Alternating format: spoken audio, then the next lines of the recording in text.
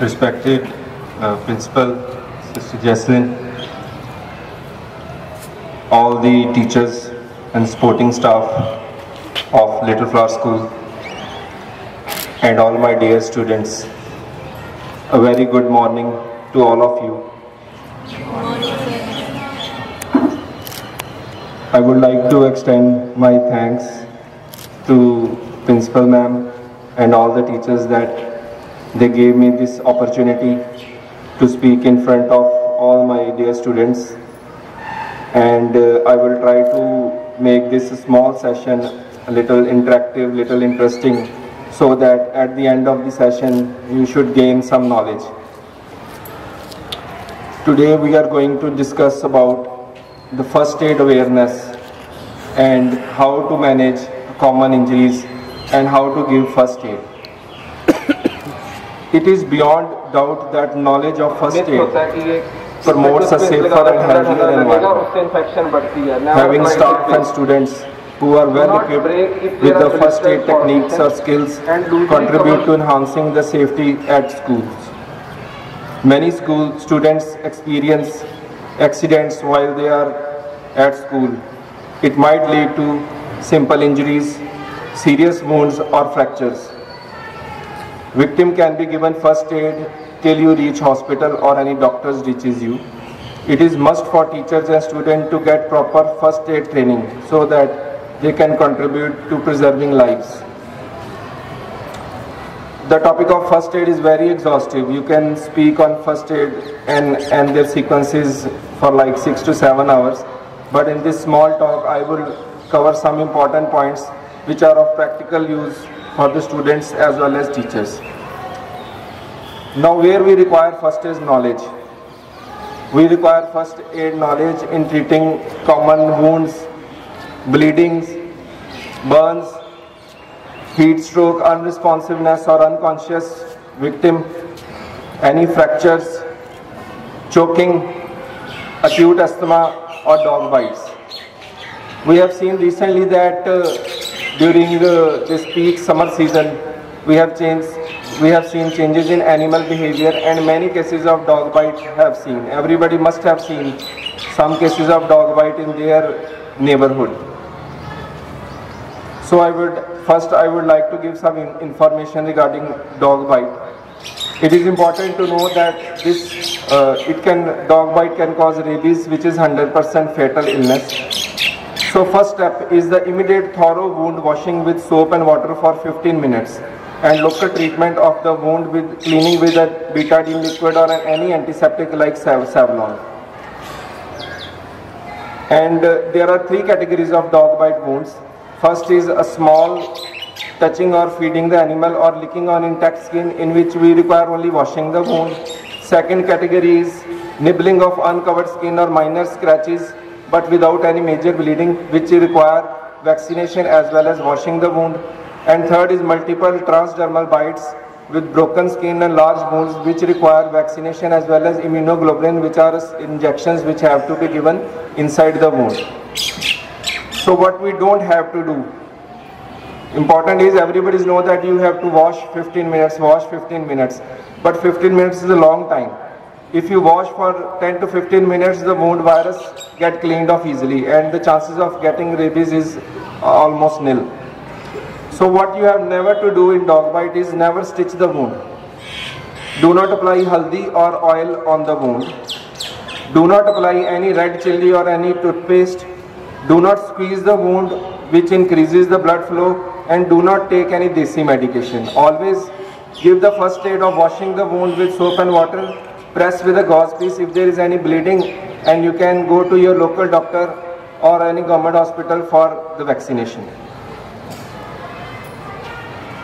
Next first aid tips will be for bleeding. All know that if there is a wound while playing or you have an abrasion or a deep cut, the only treatment first aid for wound is press, press and press. You have to take a sterile gauze or clean cloth and you have to press on it firmly for approximately 10 minutes. ज़्यादातर गलती क्या होती है कि हम ऐसे press करते हैं, फिर छोड़ के देखते हैं कि ब्लड रुका कि नहीं, फिर उसको प्रेस करते हैं, फिर छोड़ के, उससे क्या होता है कि जो प्रेस करने का फायदा नहीं होता. At least you have to press the wound for 10 minutes firmly before looking at the wound कि अभी कितनी bleeding. And if it is keep on bleeding then you have to keep on press the wound while reaching the hospital. And do not check before 10 minutes to see the wound. You can take a sterile cloth, you can take an emergency dry cloth, or if nothing is available, you can press the wound with your palm like this, or anywhere like this, any head injury or shoulder injury, and you have to stop bleeding by pressing it. And after that you can wash your hand with soap and water. Next first aid tip would be for some burns. Everybody experience some burns during Diwali, bursting the firecrackers or while playing with the fire. Some sort of burn everybody has experienced. So what to do when you have a small burn or large burn? You should cool the burn area by running that wound under tap water, not under ice water. ज़्यादा गलती क्या होती है कि हम बर्फ़ लेके या तो बर्फ़ रगड़ने लगते हैं या उसको बहुत ज़्यादा आइस कोल्ड पानी डाल देते हैं. आइस कोल्ड पानी कभी भी बर्न पे नहीं डालना, उससे पेन बढ़ेगी. हमेशा नॉर्मल टैप वाटर के नीचे आप 10 मिनट्स रनिंग वाटर के नीचे रखो till you get less pain और less burning sensation. And never use some greasy substance like butter और टूथपेस्ट. कॉमन मिथ होता है कि ये इस पे टूथपेस्ट लगा दो ठंडा ठंडा लगेगा, उससे इन्फेक्शन बढ़ती है. Never apply toothpaste. Do not break if there are blister formation and loosely cover the burnt area with sterile gauze or damp clean cloth or a cling wrap.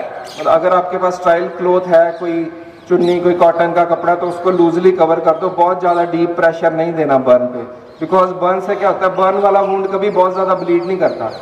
Burn वाला wound जो blood vessels को burn कर देता है, इसलिए बहुत ज़्यादा bleeding नहीं होती, but pain is severe and there are blisters and the burn would will take time to heal. So first aid में उसको रगड़ना नहीं है, ब्लिस्टर्स को पहुंचना नहीं है. It is not a trauma wound, it is a wound caused by either hot water और फायर और temperature.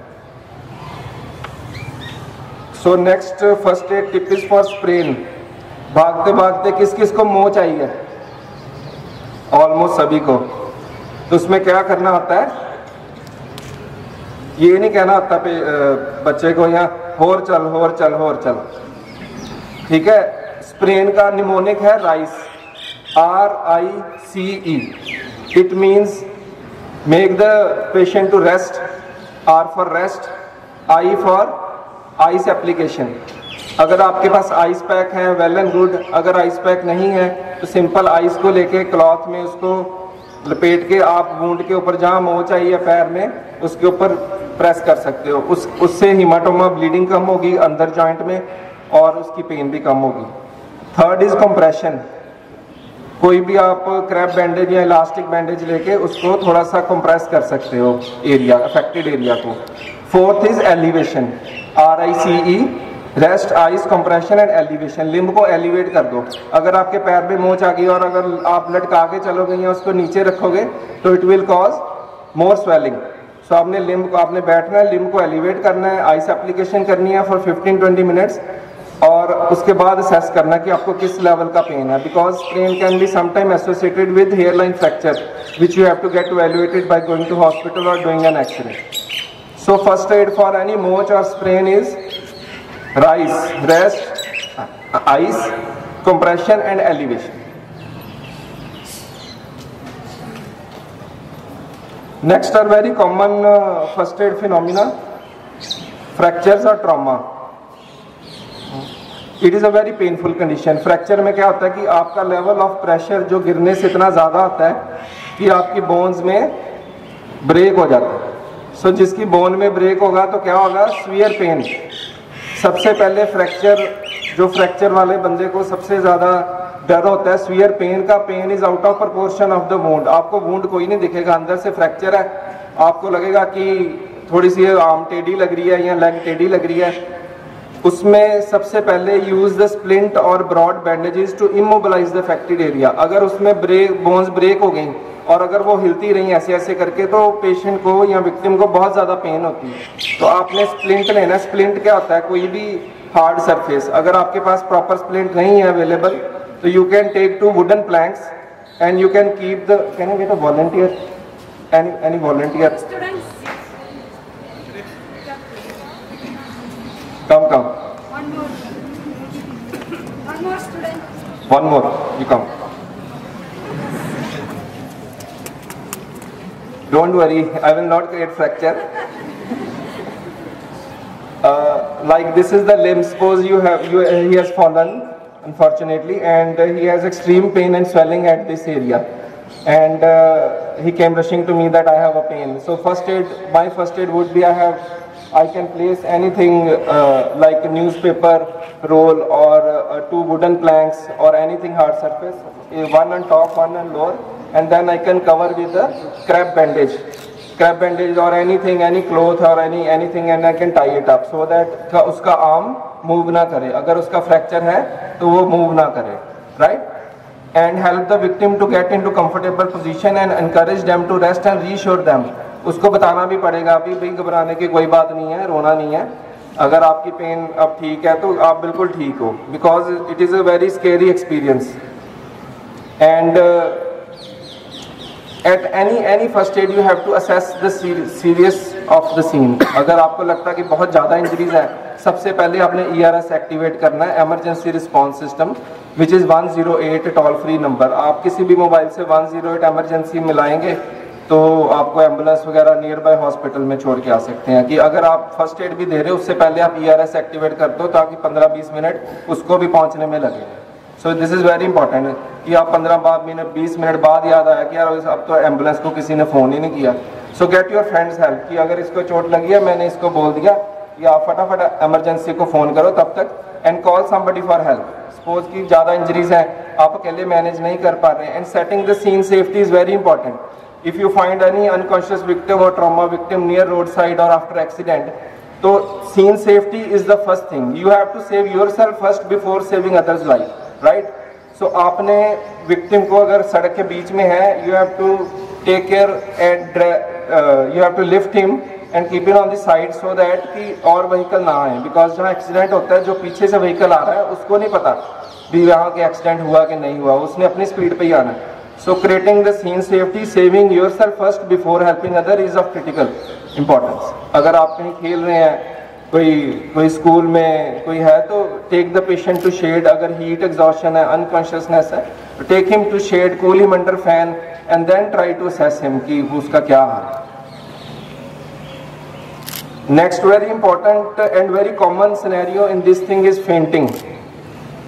What is fainting? Everybody have seen fainting assembly में कई बारी खड़े खड़े बिना ब्रेकफास्ट के बच्चे आ जाते हैं, यहाँ टेंशन ज़्यादा होती है कि एग्ज़ाम है, मुझे कुछ पता नहीं है, मैं क्या लेके आऊँ, है ना, तो फिर चक्कर आ जाते हैं. तो उसको कहते हैं fainting. It is a brief episode of unconscious caused by sudden drop in BP.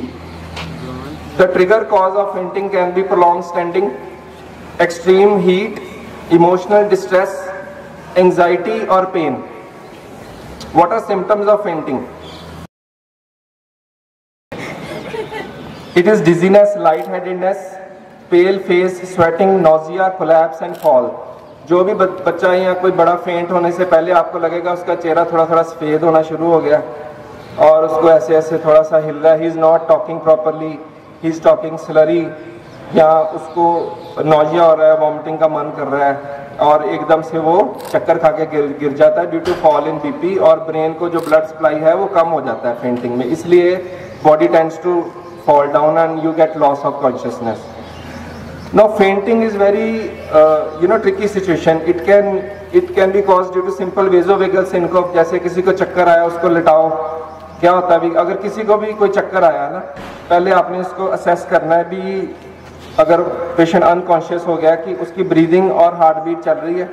You can check his pulse, you can check his breathing कि patient is unconscious but he is breathing and his heartbeat is there. Then you have to immediately lie the patient and lift his legs upward. Just suppose he gets a fainting attack and suddenly collapses, है ना, मेरे ऊपर गिरता हो. So what mistake anybody can do is that I'll try to make him stand further. नहीं खड़े हो, ऐसे कभी नहीं करना. और don't try to sit him on a chair. Immediately tell him और एनीवेयर ग्राउंड, आप ये ना देखो कि कोई गंदा है या मैं कोई बेड पे लिटाऊं या क्या है, इमीडिएटली इसको लिटा के लेट जाओ।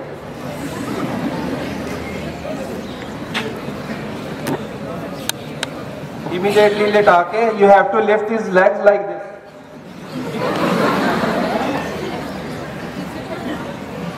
What this will do,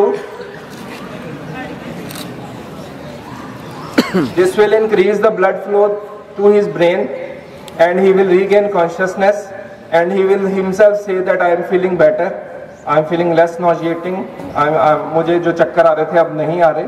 But you don't have to get him up immediately, उसको थोड़ी देर ऐसे रखो for 5 to 10 minutes, make him feel comfortable। If cause of fainting is heat exhaustion, try to switch on a fan or a cooler, और अगर उसको बहुत ज़्यादा fever है उसको थोड़ी स्पॉन्जिंग करो, try to make him feel comfortable। meanwhile legs उसको legs को ऊपर ही रखना है 15 minutes के लिए, and after that you can ask him to sip or drink some water। Do not put anything in the mouth of a child who has fainted। अगर आपके मुंह में उसके गले में आप पानी डालोगे तो वो एस्पिरेशन का रिस्क होता है, because that person is not conscious, he sometime is not able to swallow. And another thing is if you found that the person is not breathing, and then you have to tap his chest and ask him if you are okay, क्या आप सुन रहे हो, आपको मेरी आवाज सुन रही है। If is not responsive and you have to check his breathing, and if is not breathing, there is no pulse, anybody might have suffered from stroke or cardiac arrest, you have to immediately start chest compression and cardiopulmonary resuscitation. It is an exhaustive topic beyond the scope of my today's lecture, but I will try to get a basic BLS course soon after sometimes regarding cardiac resuscitation and chest compressions. So fainting can be a trivial cause like simple vasovagal syncope, as well as it can be serious cause like any heart conditions or some stroke. So always get any episode of fainting evaluated from a nearby medical facility. My last topic for today is choking. Choking is a very occurs when object or food become lodged in the throat or windpipe blocking the airflow. If airflow is blocked, choking can be medical emergency and needs urgent attention. What are the symptom of choking? क्या होता है कि कोई खाना खा रहा है, कोई बच्चा मुंह में टॉय फंसा लिया, या कोई बच्चे ने कोई स्मॉल ऑब्जेक्ट या नट पीनट फंसा लिया एकदम से गले में, तो वो विंड पाइप में चला जाता है फूड पाइप जाने के बजाय, विंड पाइप में जाके वो लॉज हो जाता है और फिर ब्रीदिंग बिकम डिफिकल्टी। तो चोकिंग के क्या सिम्टम है? चोकिंग में ये प्रॉब्लम है कि कोई बंदा बोल भी नहीं सकता कि उसको चोकिंग हो रही है। He can clutches on his throat, inability to speak, breathe और swallow, coughing, gagging, wheezing, change in color, person is not able to speak, he is feeling very uncomfortable, he is agitated and turning blue in color. So it means अगर ये setting हमेशा किसी restaurant में या कुछ खाने वक्त हो सकती है, so you can immediately suspect कि इसको चोकिंग हो सकती है।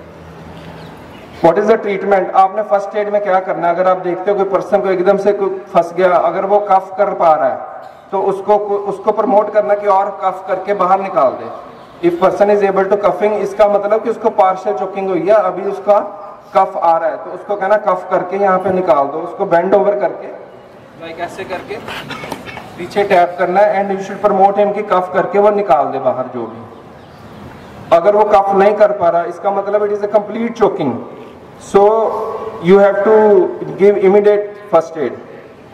Give 5 back blows, place arm around the chest, stand behind, bend the person over the waist to face the ground, strike 5 separate times between the person's shoulder blade and heel of your hand. अगर किसी को choking हुई है तो आपने उसके पीछे खड़े होके उसको बेंड करके 5 टाइम्स शोल्डर के बीच में फर्म प्रेशर देना है 5 टाइम्स। उससे क्या होगा कि आपके जो हील की वाइब्रेशन होगी वो जो पार्टिकल फंसा हुआ उसको डिसलॉज करके बाहर निकालेगी। अगर 5 टाइम ये करने से भी पेशेंट या विक्टिम नहीं कर पा रहा तो उसके आपने एक हाथ इधर रखना है पेट में, इसको हिमलिक मैनूवर कहते हैं। It is very common, you can Google it और you can watch the videos in YouTube also. इसको one hand on fist and above the umbilicus and you can have to grasp other hand like this and you have to press like जोर से उसको bend करके जोर से press करना है। उसका क्या होगा कि उसमें जो रेजिडुअल एयर होगी हमारे लंग्स में वो एकदम से प्रेस होके जो लॉज्ड पार्टिकल है वो बाहर आ जाएगा। 5 टाइम अगर इसको हिमलिक मैनूवर कर दिया and it is a life saving, because अगर वो पार्टिकल लॉज रह गया for another 5 minutes so it can cause disasters consequences. So choking is immediate. Choking में you don't get time to everybody sometime should definitely see some videos on Heimlich maneuver and how to manage choking and back blows and Heimlich maneuver abdominal thrust। उसको पीछे से encircle करके you have to press like 5 times, जोर से उसको compress करना है ताकि वो बाहर आ जाए इसका particle. and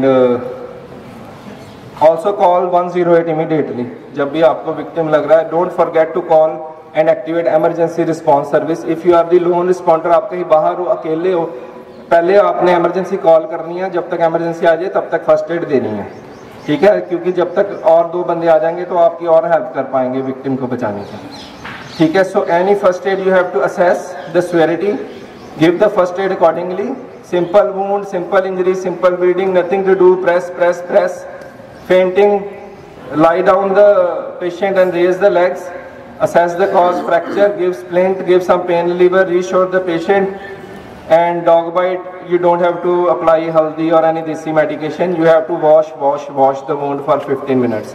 and for any bleeding, if you have not got the tetanus injection, get it done, get the injection shot from the nearby health facility। and with this topic I would end my today's small talk and thank you for your patient listening।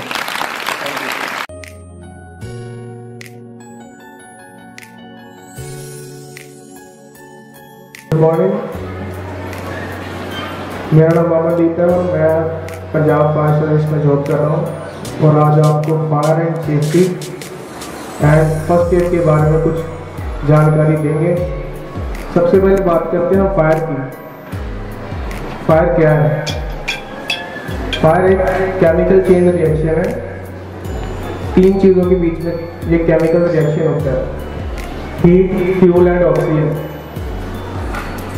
आपको शायद पता भी होगा, ये normal science में पढ़ाया जाता है, इसलिए हीट का तो पता है, ताप, फ्यूल, ईंधन के बारे में हम आगे पढ़ेंगे कि आगे कितने तरह का ईंधन होता है। और उसके बाद ऑक्सीजन जो कि एयर में प्रेजेंट है।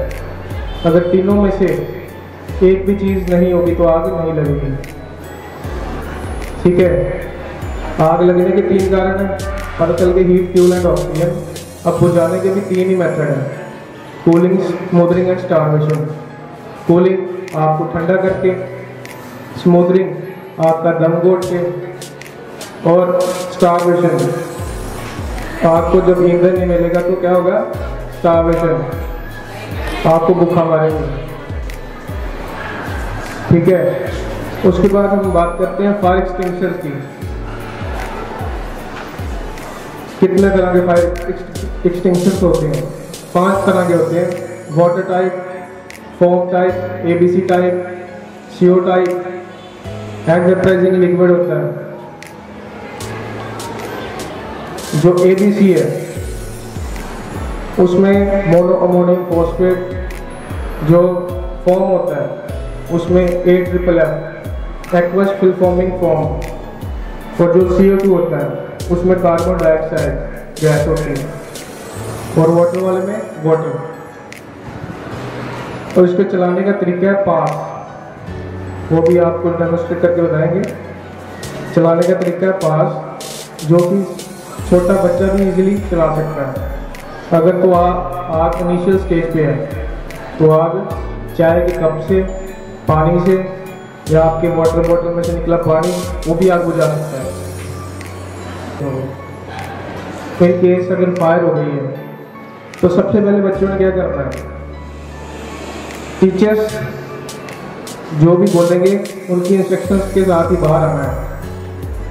किसी ने शोर शराबा नहीं करना, मेक अ लाइन, एंड आपने सबने जब चलना है तो तेज कदमों से चलना है, और शोर नहीं मचाना। टीचर्स के बगैर, किसी ने इधर उधर पूछे बगैर किसी ने इधर उधर नहीं जाना। और जब फायर होती है तो आपका एक असेंबली पॉइंट होता है जिसमें आपने फायर को दौरान में इकट्ठा होना होता है। उस असेंबली पॉइंट में आके सभी बच्चे अपना रोल खोल देंगे और उसके बाद अगर आप खुद ट्रैप हो गए हो, खुद पे आग लग गई है, सबसे पहले आपने अपना फेस कवर करना है, जमीन पे गिरना है और रोल करना है। Stop, drop and roll. जो कि आप जितना भागोगे, आग अगर आपके कपड़ों पे लगी है, आप भागोगे तो आग क्या होगी, आपको ज़्यादा बर्न करेगी। इसलिए आपने आराम से रुक के फेस अपना कवर करके जमीन पे लेट जाना और रोल करना है।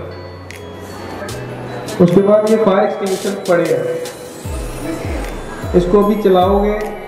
पहले तो किसी ने देखे, सबने देखे हैं ना, बट कभी यूज़ नहीं किए। आज अगर इसको सीख लोगे तो कभी भी ये पढ़ सकते हो, चला सकते हो आप। बहुत ईजी है चलाना, छोटा बच्चा भी चला सकता है इसको चलाने का तरीका है पास। इस पे ऊपर पिन लगी है या पिन है, कोई भी चला सकता है, छोटा बच्चा भी चला सकता है इसको। ये पिन है, पुल द पिन। उसके बाद हमारा एम क्या होगा, हमारा एम फायर है, जहाँ आग लगी है, आग की जड़, जहाँ पे आग स्टार्ट होती है वहाँ पे मारेंगे हम। स्क्वीज हो जाता है, ठीक है। उसके बाद एस लास्ट में ऐसा जो स्वीप, हम जैसे झाड़ू मारते हैं, स्वीपर को देखा होगा झाड़ू मारते हैं, इसको वैसे ही यूज़ करना है। और फिगर ऑफ 8 बनानी इस शेप में, ताकि उससे निकली चिंगारियाँ भी इस कवर कर सकें, ठीक है। इसके बाद हम बात करते हैं CO2 की।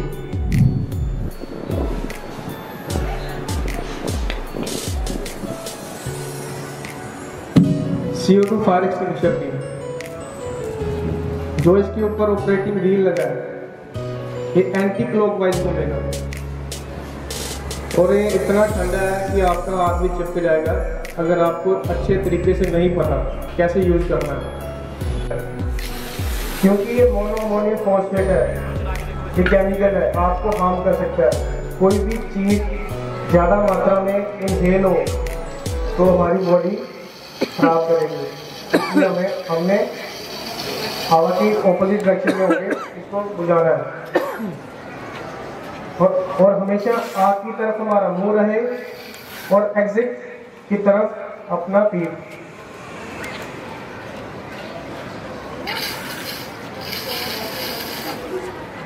गर्ल्स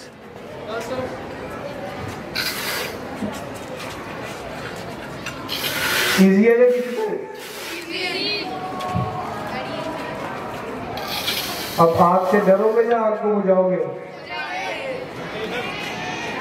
लड़कियां, गर्ल्स, अब ये गर्ल्स भी चलाएंगे। बस बस बस, सभी का डन भाई भाई।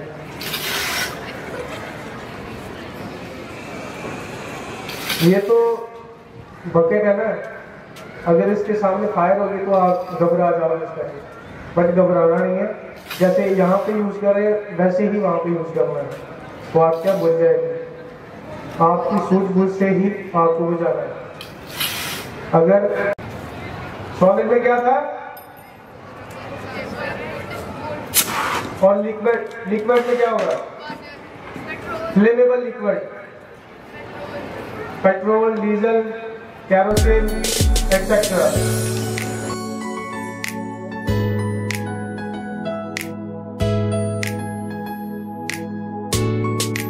हर का बीच